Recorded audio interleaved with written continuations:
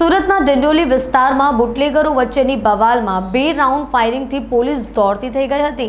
ફાયરિંગની ઘટના બનતા પોલીસ એક્શનમાં આવી છે।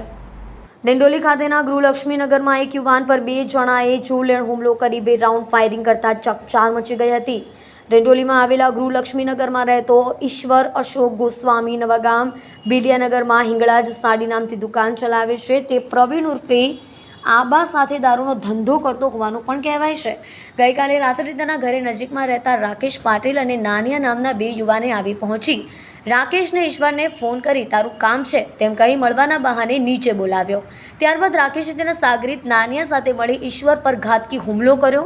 નાનિયાએ ચપ્પુથી ઈશ્વરના જમણા હાથના બાવડા પર ખભાના નીચેના ભાગે ગંભીર ઈજાઓ પહોંચાડી હતી અને જાનથી મારી નાખવાની ધમકી આપવા સાથે રાકેશે પોતાની પાસેથી રિવોલ્વરમાંથી 2 રાઉન્ડ ફાયરિંગ કર્યું હતું। બનાવની જાણ થતાં ડિંડોલી પોલીસનો કાફલો ઘટના સ્થળે દોડી ગયો હતો અને સૂત્રોના જણાવ્યા અનુસાર ઈશ્વર અને રાકેશનો મિત્ર આંબા ઉર્ફે પ્રવીણ પેરોલ જમ્પ કરી આવેલો ત્યારે તેનો રાકેશની સાથે ઝઘડો થયો હતો। ત્યારથી રાકેશને એવી શંકા હતી કે ઈશ્વરે આંબાને તેના પ્રત્યે ચઢામણી કરી છે। તેની અદાવત રાખી ગઈકાલે રાત્રે ચેતન નાનિયા સાથે ઈશ્વરના ઘરે પહોંચ્યો ત્યારે તેના પર હુમલો કરવા સાથે ફાયરિંગ કરી તેની હત્યાનો પ્રયાસ કરાયો હતો। રાકેશ લિસ્ટેડ બુટલેગર હોવાનું પણ જાણવા મળે છે।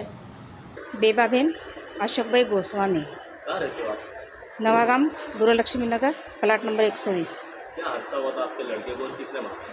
मेरा लड़का दुकान चलाता है साड़ी की, तो साड़ी की दुकान पे था और राकेश का फ़ोन आया, बोले ओखार पे आ जा। फिर उसको बुलाया ओखार पे, तो बोला कि मेरे साथ में दारू पी। पहला उसका केस चालू था फायरिंग का, 3 फायरिंग किया था। जब हम लोग ने पटा दिया, 2 महीना हुआ पटाने के लिए, ज़्यादा दिन नहीं हुआ। जब से उसने हमला किया उसके ऊपर, हम केस किया पर पुलिस वालों ने नहीं सुना। पुलिस वाले बोलते हैं कि नहीं हम उतना ही केस लिखेंगे, हमारा जितना लिखना है उतना। राकेश क्या करता है? राकेश दारू का अड्डा चलाता है, कहाँ पर चलाता है? वो गृहलक्ष्मी नगर में। मोहल्ले में कैसा रिस्पॉन्स है? मोहल्ले में तो वो सभी को मारता भी है, पर सब लोग डर जाते हैं उसको। पुलिस ने आपको क्या बोला?